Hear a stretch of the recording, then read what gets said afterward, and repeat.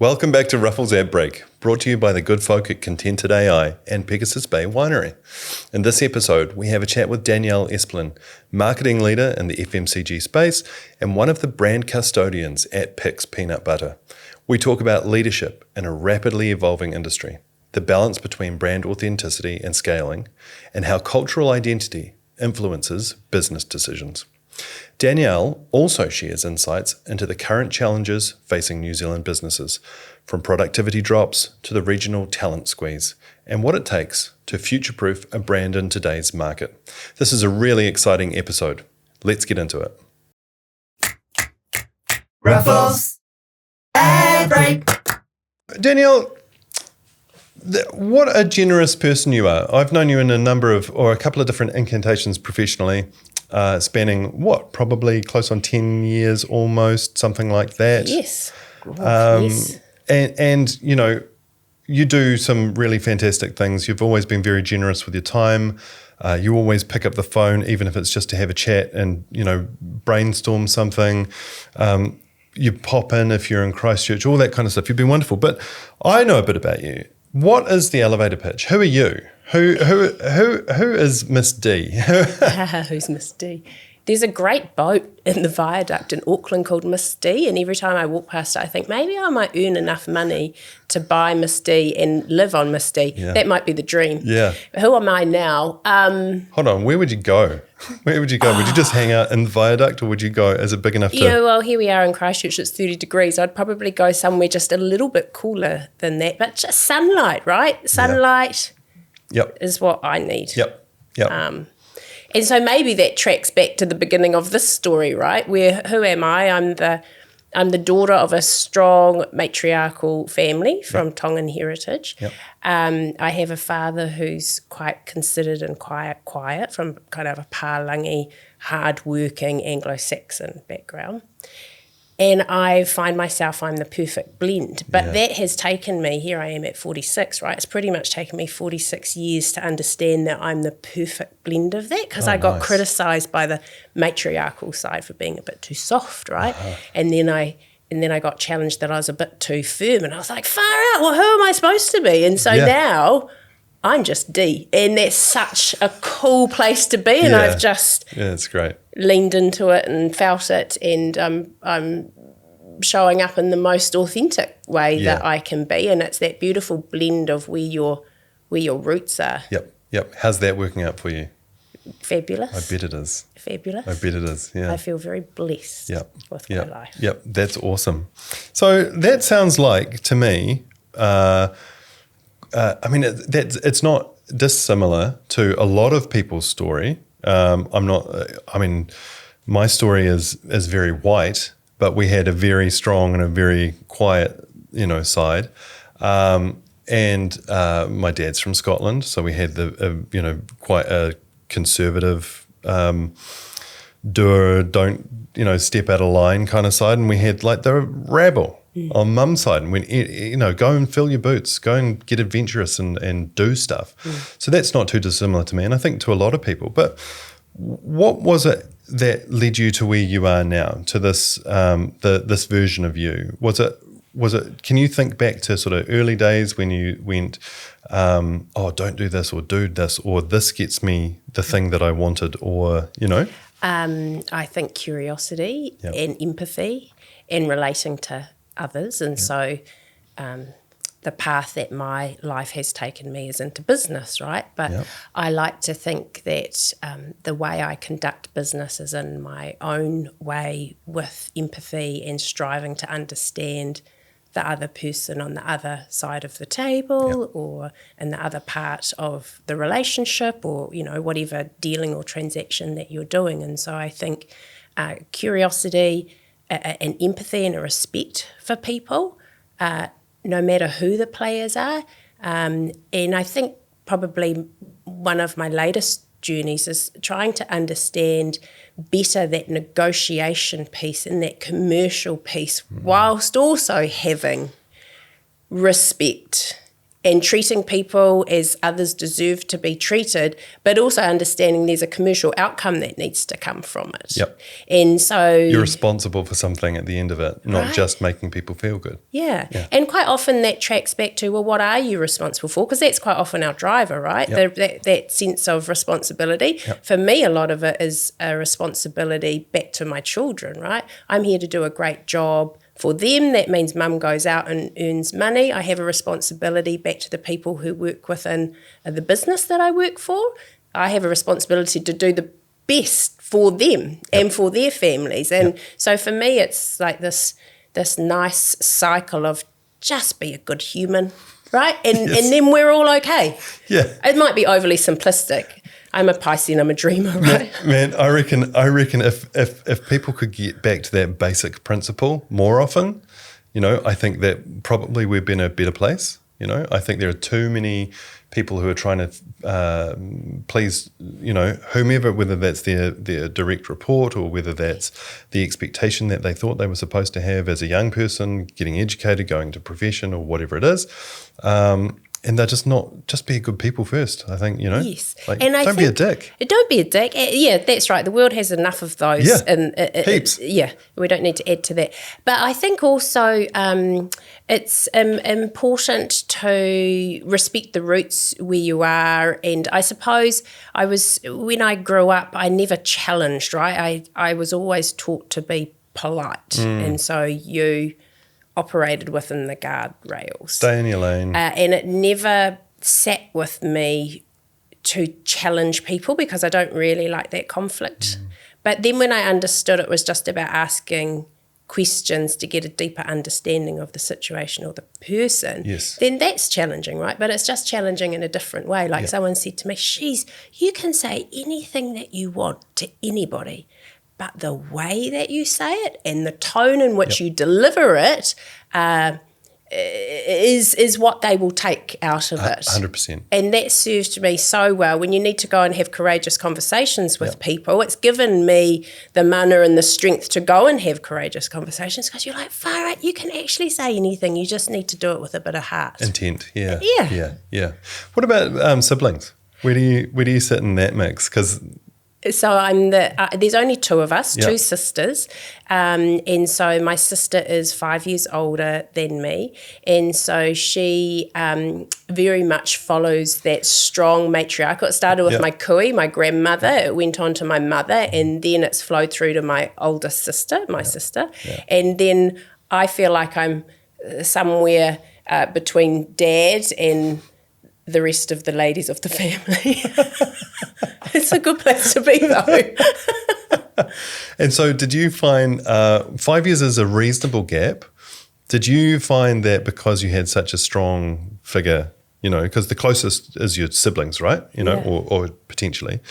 And so because she took after the matriarch, she was strong. And so you had to find a way to get around that? Or is that... Well, Mum and Dad did the best thing.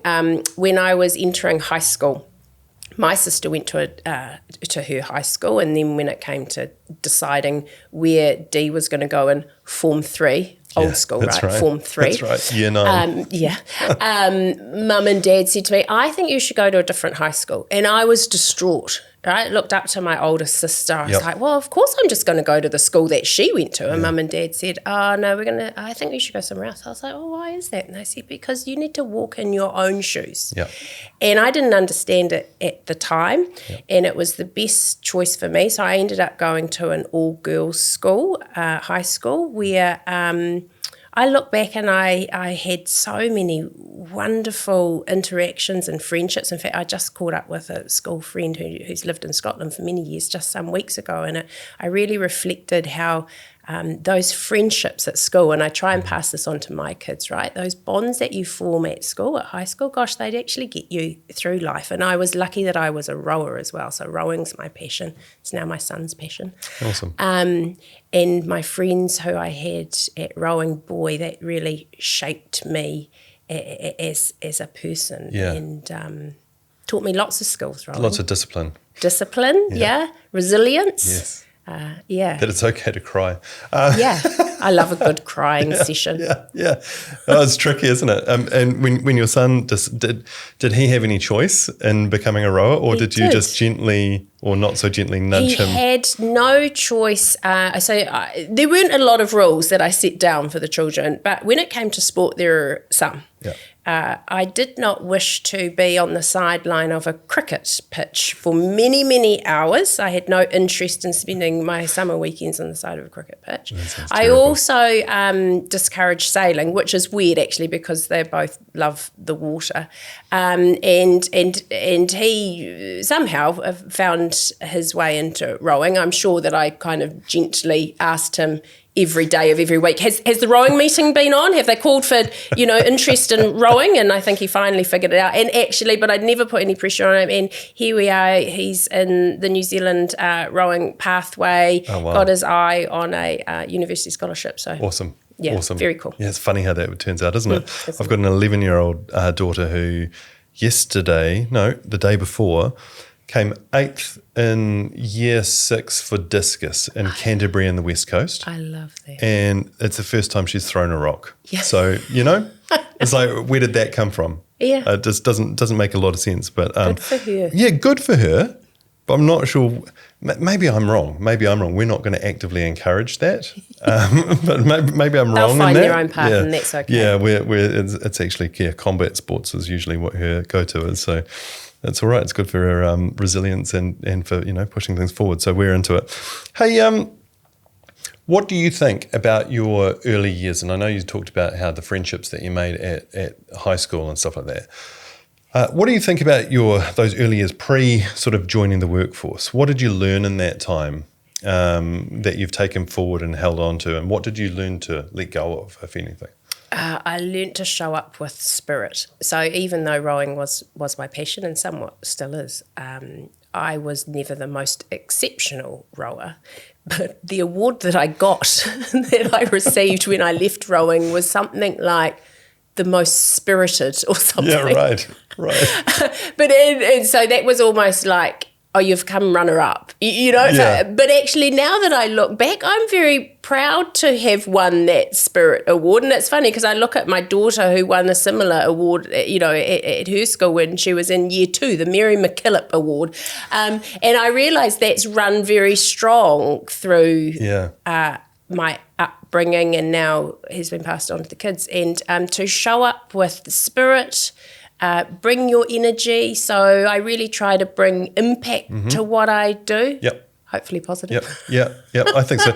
Well, I mean, I think even in our working together that there is always a solution, and it's just a matter of finding it, And like you said earlier, I think you can say anything. It's just a matter of phrasing it and putting a positive spin on it, right? And so the outcome may not be, and I'm not saying it is or it isn't with any of our projects, but the outcome is here. If we're not there, let's find a way to get there and let's chin up and crack on because we're getting there one way or another. So absolutely, and I've always loved that about working with you and the team is nothing's ever a problem. And actually problems are a really good thing, right? Because they're quite often the icebreaker to break through for something really quite special. 100%. So in fact, I was recently negotiating with someone, a service provider, just in the last couple of weeks, and we were starting out on the project and it just wasn't feeling right. And I've learnt that if it doesn't feel right at the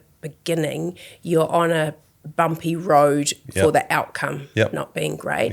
So it's really nice to be here now and be able to pick up the phone and say, I just need to have this conversation because I feel there's a little bit of misalignment here and we want to set it up for success for everyone.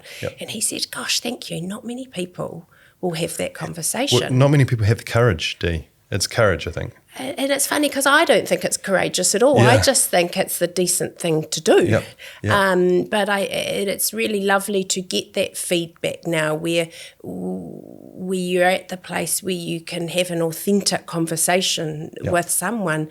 The outcome is better and therefore you reap the rewards, right? Yeah, put it on track. I was just thinking, actually, I'm very similar age to you, and I was thinking to myself in the shower the other day. I thought, where's this going? I was like, like having this awkward moment in my guts. Anyway, sorry. We're in a safe space, but thank you. Bianca's controlling herself over in the back going, oh boy. So you were in the shower. I do a lot of my thinking in the shower. I do too.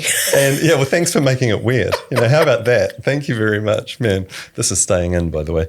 And so I was having this thought to myself. I thought, how good is it that I've got to an age where I can be confident if I don't know how it's going to work out, I can be confident knowing it will work out, because it will. Yeah. One way or another. It may not be what I thought it would be or whatever it is, but if there's a problem, then we'll figure it out. And you work with people all the time who have you get shorthand with, and you go like, okay, cool, this is the situation, this is what's up, how do you think we should move around it? And you go over here and you do the same, and you sort of figure that out.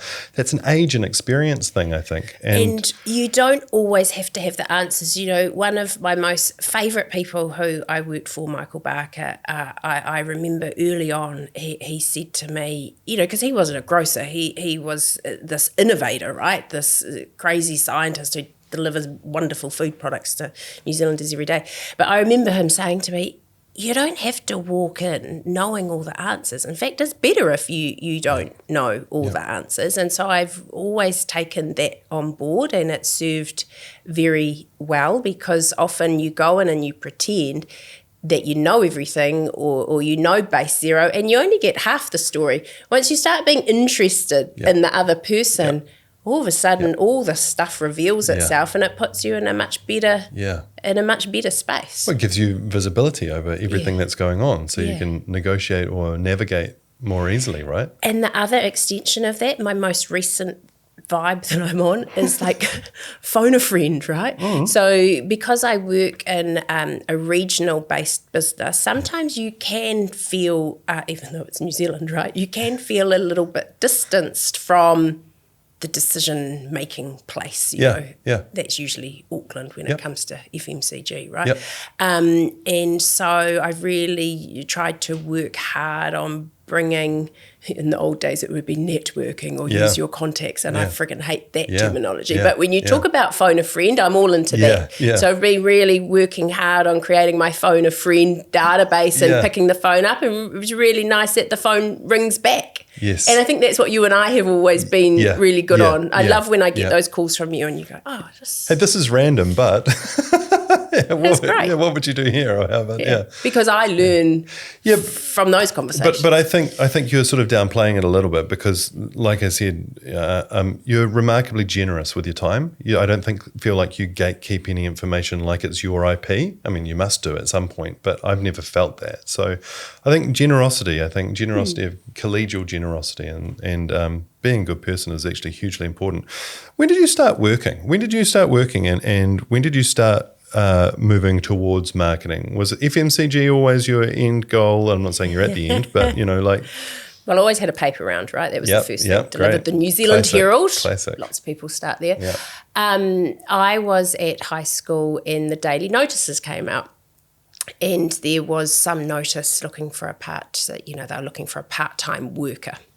And very sparse on details. Probably had something about photocopying after school, some hours, number of hours per week. And I was obviously at the point in my teenage years where I thought, a bit of extra coin would be quite good, actually. So I thought, what are the chances, Dee? You're not very good at math. You're hardly the administrative type. Like, do you really want to go down this path? Imposter syndrome, doubt going in my head, which I've struggled with my whole life. And probably went home to mum and dad and they said, just do it. Just shut the stories down and just go do it. So I turned up to what I thought was a publishing company, and I had an interview with the with the CEO, I think. He was the CEO, wonderful man by the name of Dennis Black. And you're what age? 15, 16, 17, something? I would have been 15, and I walked into Dennis Black's office and I looked at him and I thought, holy hecker, you're about 89. In retrospect, he was probably like, I don't know, in his early 60s, right? But this would have been in like the early 90s or something, and he was in his CEO corner glass office, and we sat down and I just took a deep breath and he goes, would you like a cigarette? And then he realised, he said, oh, of course, you don't cigarette, you don't smoke, you're just a schoolgirl. He goes, you don't mind if I do? And I was just flummoxed. I was like, no, that's fine. So he sparked up a cigarette. That's amazing. And, leaned back, and as I realised, it's probably his 25th cigarette of the day. Yeah. And I was just petrified, but, smiled and acted politely as you do. And then he asked me a math question. I am really shit at math. It's a terrible thing for me to say. I hope my boss doesn't even listen to this, but it's not my strength, math. Yeah. He asked me a math question, which I don't even remember if I got right or not, but I was having a minor heart attack because I just thought, shit, if I get this wrong, what will happen? It's over. Anyway, I don't really remember much of the interview, but I got the job on the spot. Okay. And that was the beginning. And it turned out that it was a cosmetic health and beauty importer.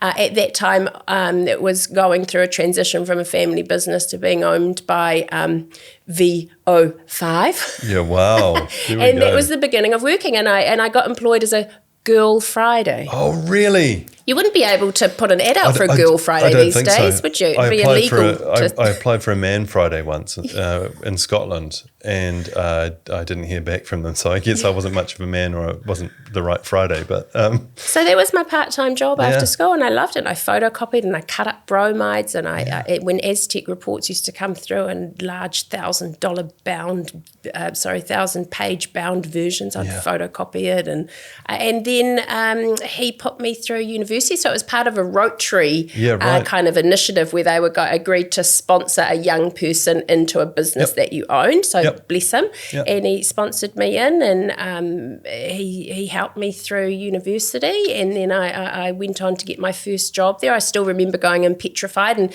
negotiating my first salary for $29,000. Wow. I remember saying to Dad, 29, that's a bit much.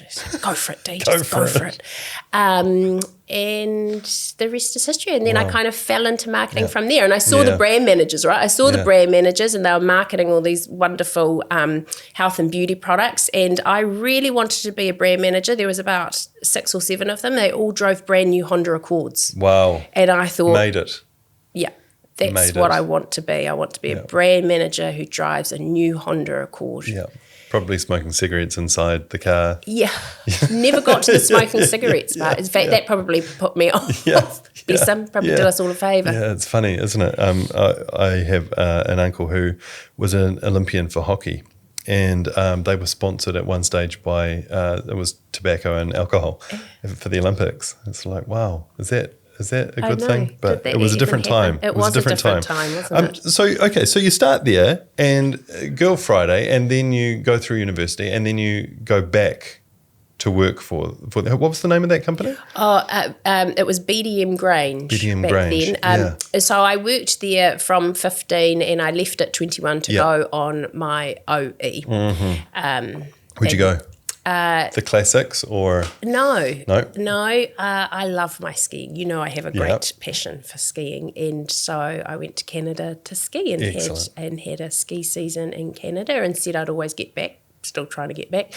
And then went to London and thought, well, hell, I've got a Bachelor of Business with honours even. I'll be an amazing, high-flying marketer and earn millions of dollars. And, of course, that didn't happen.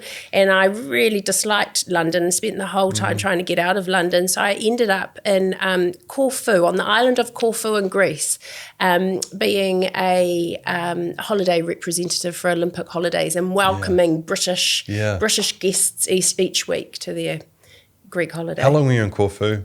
It was a short time. It was probably the season, which would have been 8 or 9 months, and that was a fascinating time. I bet it was. Eye-opening. Yes, eye-opening. One of the most eye-opening moments was when one of my guests punched me in the face. That was sorry. I know, right? You did. I wasn't quite signing up for that, but but that was a learning in itself. I mean, clearly she had a few mental health issues. That is a learning. But it also the empathy bit came out, right? And I was like, I'm just not sure that you would be able to upset somebody enough. Oh, well, she clearly had issues. Yeah. But then as I reflected, I was like, poor her, right? I was all right. I learned a lesson from it, and poor her. Poor her. And you were on Corfu for, 8 or 9 months, so that was probably okay. That's great. One way or another. And then I came back and, just kind of hurled myself into my career, and the rest is history. Yeah. And what has been the most challenging or the worst bit along the way? Is there one job, one meeting, one client? Well, and you don't have to name anyone, but, can you give me a situation which was the most challenging and why? I feel like I've been really lucky in my time in business. Like, I don't feel like there's been no any clangers. horrific. I mean, there's been a few. There's a few clangers, and I think where there has been clangers, it's usually been around MPD. And it's usually around trying to bring innovation to market, and it usually falls down where there's misalignment within a business, right? And you may have been working in silo, which you don't intend to, but sometimes happens because you're running fast. Yep. Or there hasn't been a clear vision or strategy from the top, so you go off, think you're doing the right thing, and actually it falls apart a little bit. So I think that is where it falls undone, is alignment and strategy, and also coming back to basics, right? Understanding what the customer wants. And it's too easy for us to make decisions behind a desk, right? Because we don't have time to, or I don't have the budget to, or whatever. It's just, I need to get something off my desk, so I'll do it from behind my desk. And I think it's one of the easiest traps to fall into. And I think where I've had clanging moments, it's usually been those couple of things which it's come back to. Do you think, because and within that, I'm sort of hearing, did we do enough research? Were our KPIs impossible to meet? Did we set ourselves up to fail, or was it not communicated properly, or whatever?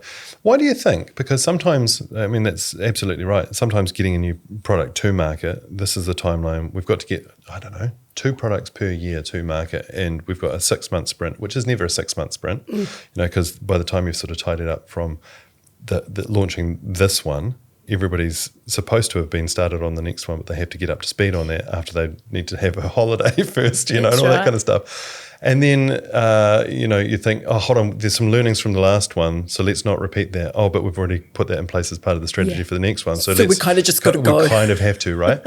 So how do you think we could do better? And I'm not talking about, how do you think in the, whether that's FMCG? I think that's a problem for most businesses and for most marketers.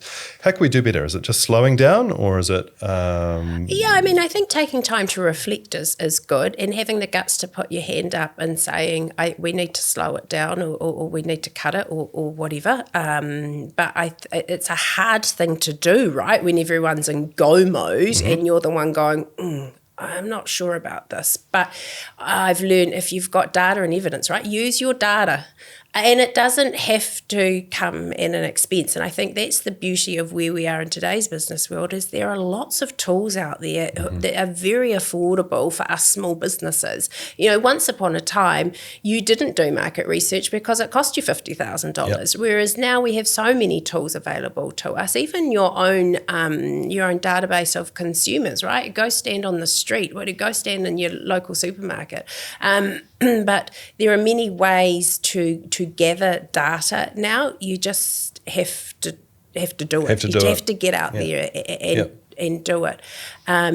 So that's, I think, more and more where we need to upskill our people, and where our businesses need to move to, is being insight and data driven, and really using numbers. It's funny because I always disliked math. We touched on that before, but now I have come to love the data side of the business. And I think now that I've been around the block a few times and understood the strategic part, I really love coming back down into the trenches of getting into the nitty gritty of data and insights, because I understand why I'm doing it now. When you're a young grad, or you're learning, you just have like an Excel spreadsheet of numbers, and you just go down this rabbit hole. It's a process. Right? So you follow the process. Are they the right numbers? Don't know. It's a plus or it's a minus or whatever. But actually, what does it mean? Yes. And that's the learning, I think, or the coaching that we can give to the next lot coming through is, right, what does it mean? Yeah. What's the learn? So that's, okay, this is a nice little segue because this is something that I've been grappling with, trying to really understand this generational divide, right? So I'm one of the lucky ones because I grew up in an analog world which turned digital when I was young enough to understand what it was doing, right? I remember when the internet was invented. And you used to plug in and dial up and correct, yeah. Used to sing to you. That's right, yeah. It wasn't a great song, but and so I think in some ways I feel like I've got more in common with even the boomers in some way, because life was slower, it was more considered, and you didn't do things for the sake of it. You did things because they were the right things to do. And I feel like, and this is, please, just rip this apart. I feel like potentially we've got a younger generation who don't have the same, or appear to have the same attention span, who have multiple channels at the touch of their fingertips. So let's just do everything and not consider any of it and see what sticks. But once it sticks, we'll follow that down. So I don't know which is the right way or the wrong way. And maybe it's, a confluence of the two coming together. I think it's a... But how are you doing? How are you investigating that? And how are you incorporating? Look, I've grappled with that, and then I've come to work out, oh shit, I'm on the way out, right? They're on the way in. So actually, what do I learn from the younger generation coming through? You're hardly on the way out. I mean, unless you're doing something. The way my body feels today, I'm totally on the way out. But I think what I admire, so there's, it's either my way or the highway, or I need to understand what they're going on about, right? And so what I do admire is their braveness, right? Because I spoke about before, I've always had imposter syndrome, made the stories up in my head of why I can't do something. I've struggled with that my whole life. And what I love about the younger generation is, you're right, they'll chuck 10, 100 ideas out there. They don't think any of them are going to fail. Well, how cool, right, to be like that and have no judgment on themselves, right, and have the confidence to just go out. And we judge them by going, what? You've done no research, right? Who's got the problem? Yeah, I don't know. I don't know, because ultimately somebody has to pay for it. You've got to be responsible for it.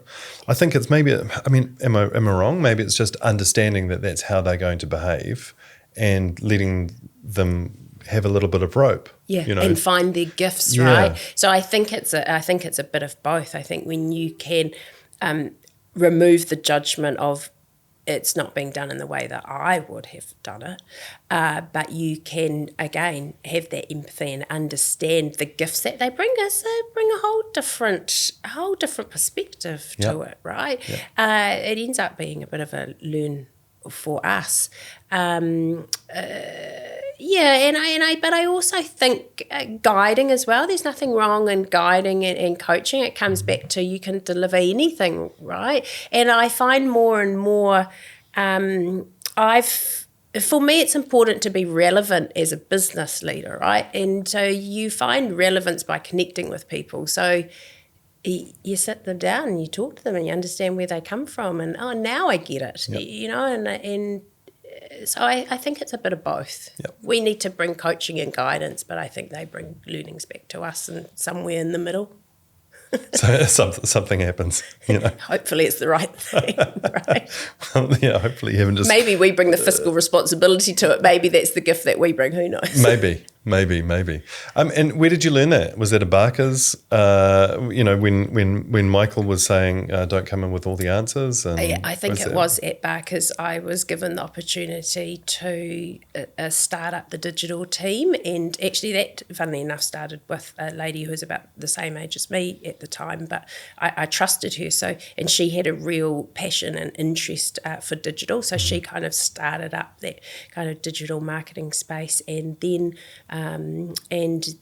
when she moved on, I knew I needed to bring some younger blood in, and it worked really well. Challenging, but it worked well, and they brought new skills to quite a traditional business that the business has adopted and continued and run with. I love it how when you said challenging, Like, well, what isn't? What's not? It's right. What's not? There's always a challenge in there. Yeah. Excellent. And so how long were you at Barker's for? Because you started in one spot and you moved around. So I was there for 15 years, started off in brand management and got the opportunity very early to move into the senior leadership team, and that was someone put their trust in me, and I was very thankful for that. Why do you think they did? You'd have to ask them. I think they saw that I had that curiosity. Yeah, I've never really pondered on that, but... well, for someone with imposter syndrome to be offered senior leadership at a young age is... Yeah, and I grew up with that business, and it was a great privilege to learn around the boardroom, so to speak, around the board pack, and it was great. And it's in that 15 years, yes, it started off in sales and marketing, and then moved to a corporate project, which I was very grateful to have the opportunity. It moved me into export eventually, and so now moving into a new business, I come with a lovely rounded set of skills, starting as a marketer, moving through to sales, which is not always the way that it goes. Usually it goes from sales through to marketing. And so I think I bring to sales a marketing mindset and a consumer mindset, I think, which I don't like the word sales. So my team that I have is the customer team, and I prefer that language. I find it's more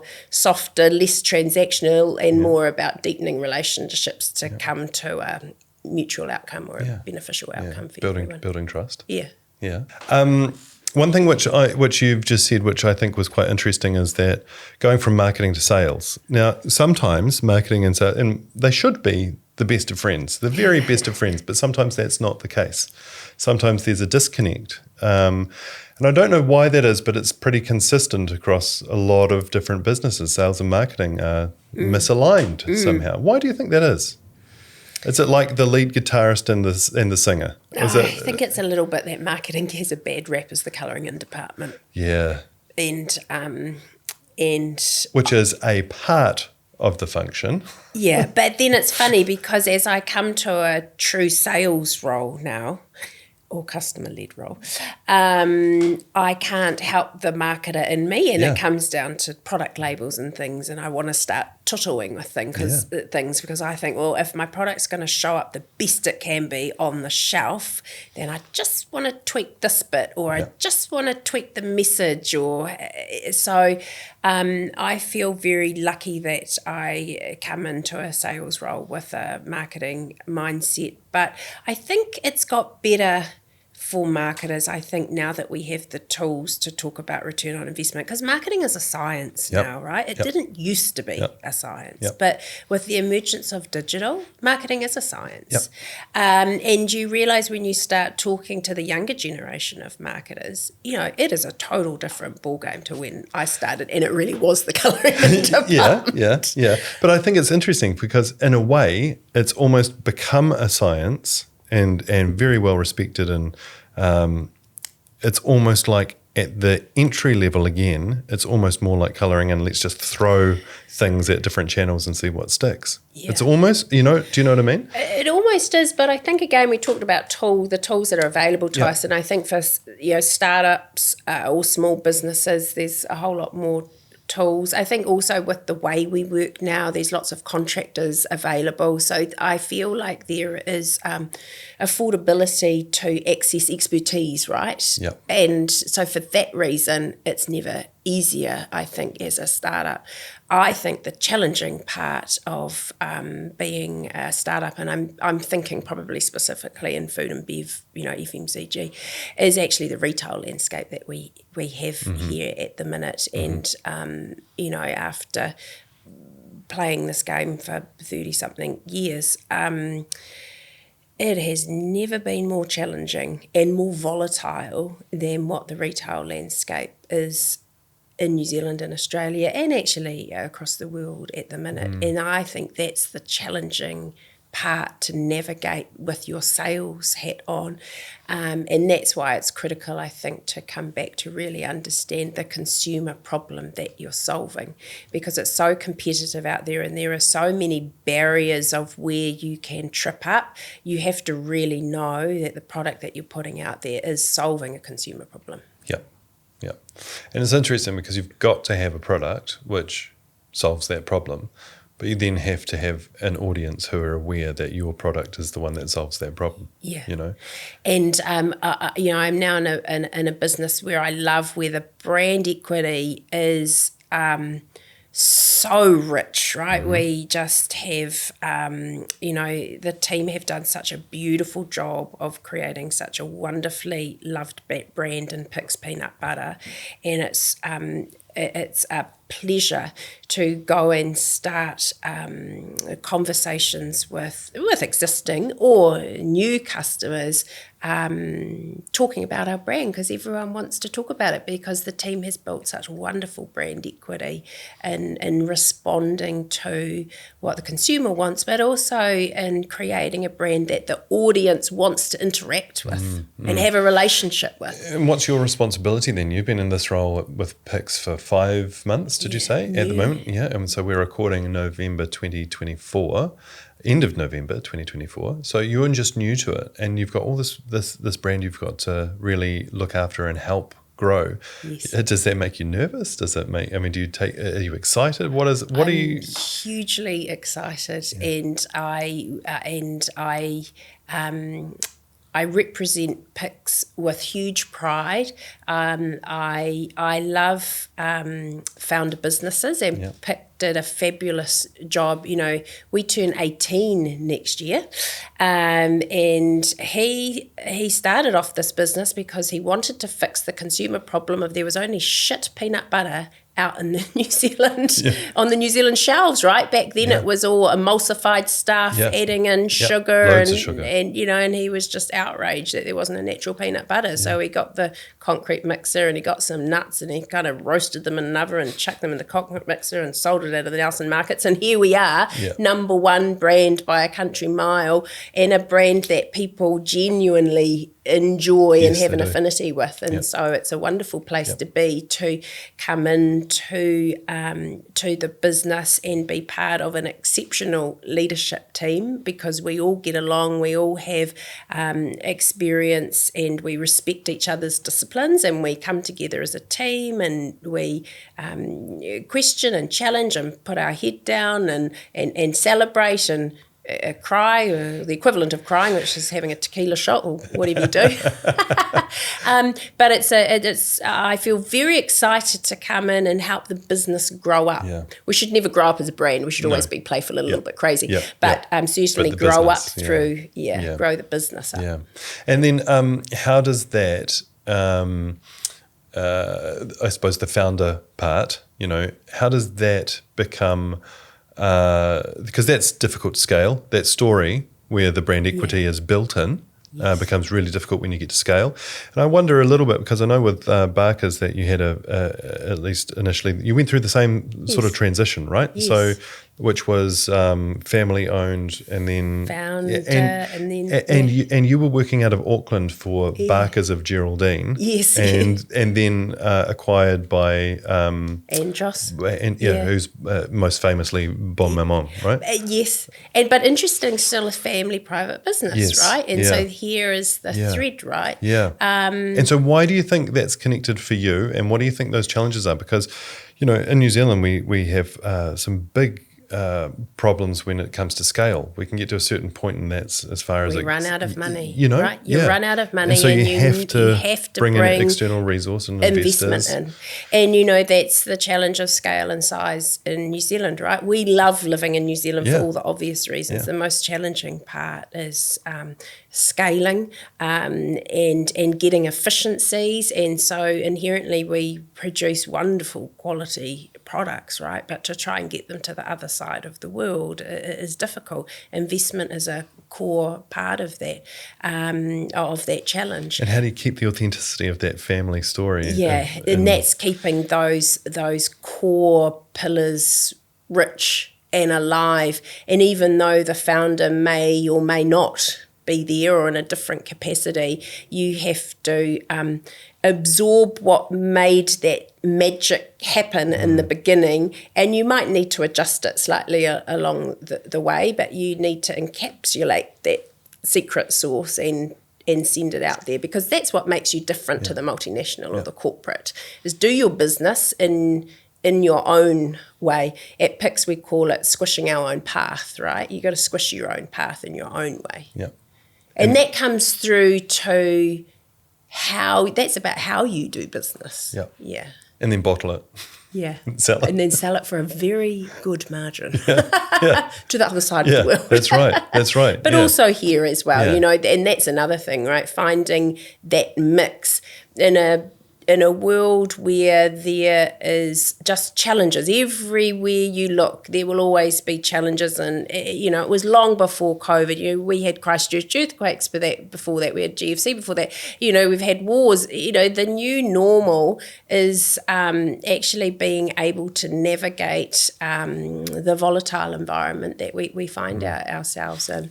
And how do you do that? Because we had another guest on the podcast, also FMCG, Ed Donaldson from Pegasus Bay Winery, and they're quite an atypical business in many regards, because the family's so hands-on, and they go and see and build relationships and networks with people face to face, rather than just an email saying, "Did you get your order?" They really go out and I mean, there's part of it's to do with that, right? The old school face to face, do business with people, rather than yes, you've got something that you hope that they buy off you, but is that the answer to the volatile market, or what's? I think business is done between people. Yes, I also think you have to have a very clear vision and strategy, and you need to scenario play. What if this happens, what happens then?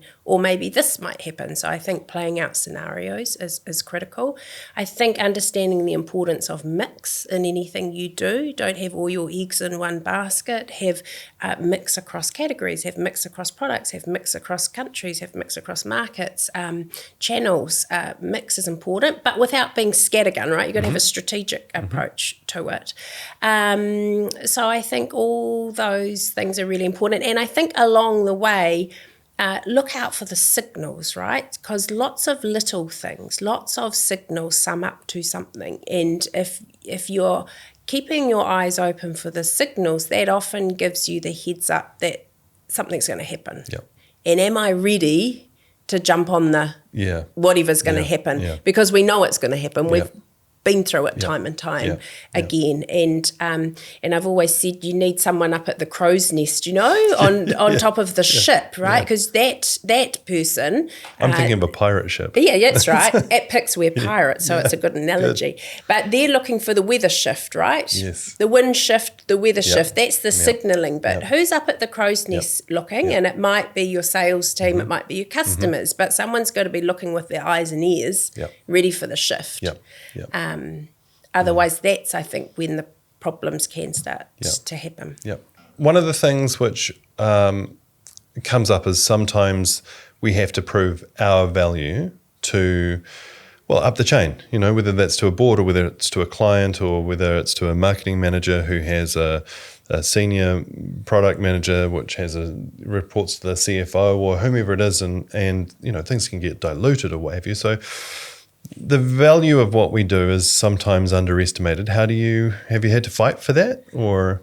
Yes, Ed, I think while brand marketing in above the line is critical, I also think you can't underestimate the power of trade marketing and understanding that certainly in an FMCG environment, when we're at the supermarket shopping physically, you have a very short amount of time to make a decision, and all of a sudden there's many factors that can sway that. So I think how a brand shows up on shelf and how we utilize that in our businesses by understanding shopper, by understanding data, can be the beginning of those conversations to someone up the chain who doesn't quite understand marketing or doesn't want to understand marketing per se.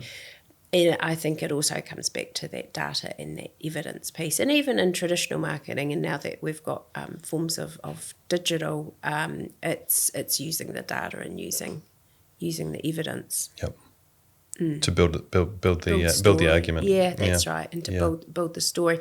And I think that's where category strategy is critical as well. Understanding one's role in category and understanding what you're trying to do with the retailer, and really viewing it as a partnership. It's not enough to just be on shelf because I look good or you think you're filling a gap. To really understand the role that you play in category is critical, and getting that across to the retailer as well. Yeah. I think what happens is within the marketing function, within the sales and marketing, I think there's a bit of enthusiasm, there's some idealism, there's often empathy, but we're kind of... even if something goes wrong, it's more something we can learn from, or it's something that we can shift sideways. And people who don't seem to think that way don't seem to last very long in the function, They might be a pain in the ass for a little bit, but then they seem to be sort of surrounded by people who want to find a solution. Is that fair enough? Are we solutions-based people? What could we be doing better?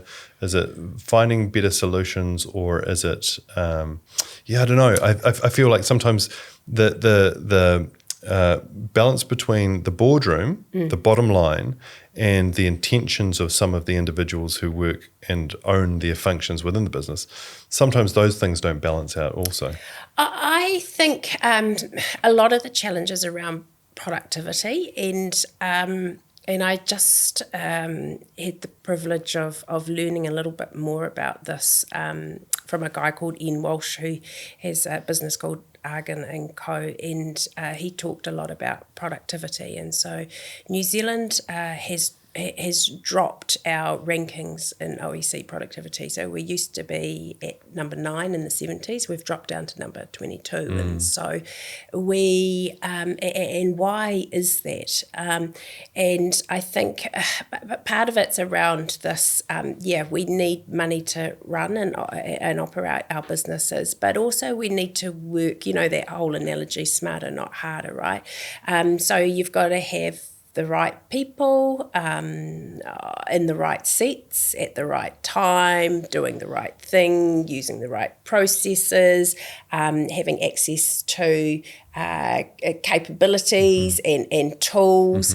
And I think that's really hard to access in New Zealand. He made the good point, how many of us have had access to really top world-class companies and world-class business leaders in New Zealand? Not many of us. We don't have that opportunity. And then I kind of overlay that with, even if we did, I do feel like New Zealand's a little bit different in our landscape, and that the way we're made up, we're geographically down the bottom of the globe, we've got this scale and size. And so even if we do learn from world-class leaders, right, what's the lens that we need to put over it to make it relevant for us?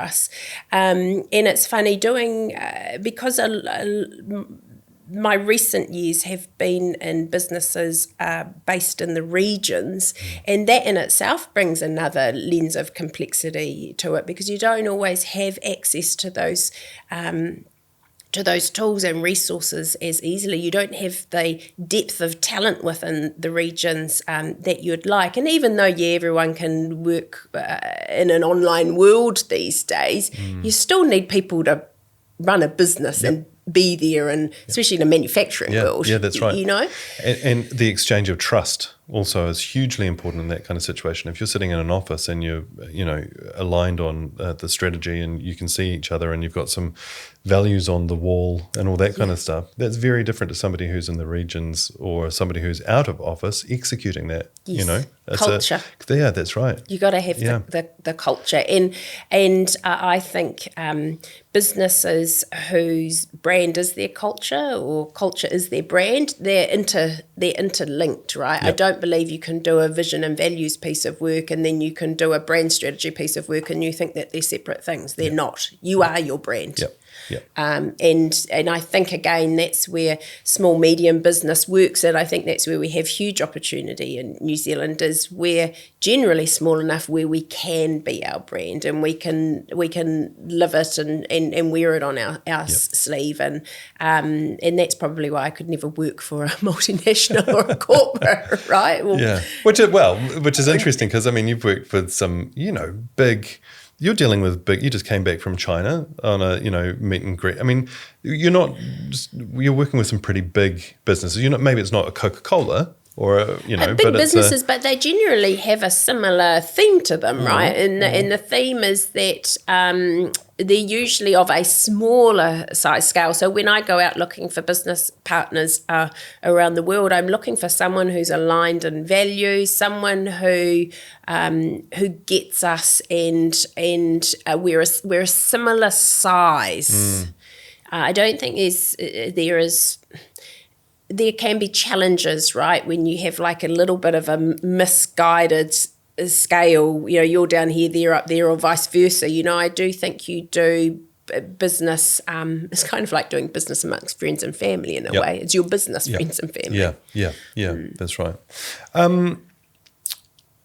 Okay, so this is something which is maybe really obvious, or maybe it's too difficult. It's one of the two, probably. So maybe something in the middle. What's changed since you've started? Because arguably a lot of the principles are still the same. It's just the channels, or it's the delivery methods, or it's the conversations we're having are about the strength of the dollar versus some other currency. But generally, we still manufacture products. We have to tell the story of why that's important. We have to engage with our consumers, and we have to get it to market. So fundamentals are still arguably very similar. What do you reckon has changed since you began? I think people have changed, both from a consumer and so you've got your consumer and you've got us delivering the brand. And I just think our mindsets have changed. The way that we work has changed. The tools that we have available to us has changed, and that's technology, right? And while technology can assist us hugely, I think that people element overlaid is critical. So I think it's people's mindsets, I think, that have changed. You got to ask me for the better or the worse. No, I was sort of just better or worse. It's both, though, right? Yeah. Because there are people creating wonderful tools and outputs and assets for. It doesn't just have to be for business. It could be for medical, or it could be for educational, or whatever it is. But if the people who are wielding those tools don't have sort of a reason why to do it, or they're not doing it for something which benefits other people, if those, we were talking the other day about, AI is everywhere, and I don't really want to get into it. Yeah. I mean, if you want to, we can do, but just getting AI to shortcut your workload, that's fine, but it just leaves you more time to do more work. Is that a good thing? Maybe it is. The pace, what's changed? The pace has changed. The pace of life has changed. And so, to the point that you've just made, I think it's about prioritising, right? Because there's always too much work, right? You can always just keep working. Just do more. Your inbox is never, that's right. Your inbox is never empty. So that the pace has considerably changed. And so I find that my greatest work comes when I really know my priorities, but I actually take time out too. And sometimes that's the hardest thing to do, when you're so frantically busy. So understanding how you take time out to gain reflection, perspective, so you can get your ducks back in a row and you can understand the priorities, and that might come from the shower or the whatever. Don't make it weird. Yeah.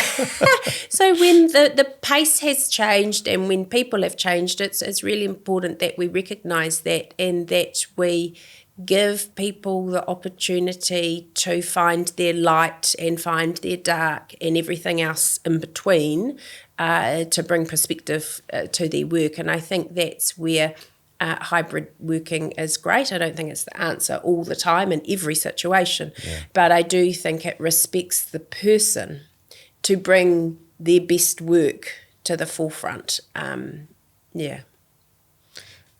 Last question. If you had a crystal ball, 2 years, 5 years, don't care what it is, what does the future look like?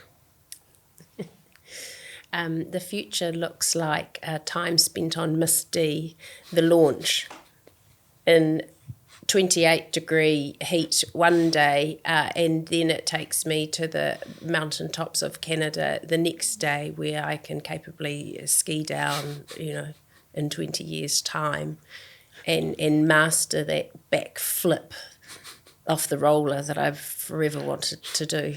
That's what the crystal ball is telling me. Get it. That's great. Go get it. That's great. I only hope I can. Danielle, thank you so much for coming on. It's been an absolute pleasure. Thank you very much. As I said right at the top, you're extremely generous, so very much appreciated. Thank you. It's been a pleasure. Thank you. Thanks for listening, team. For more info on how we work or how we can help your business do better, get in touch at ruffles.co.nz. See you on the next one.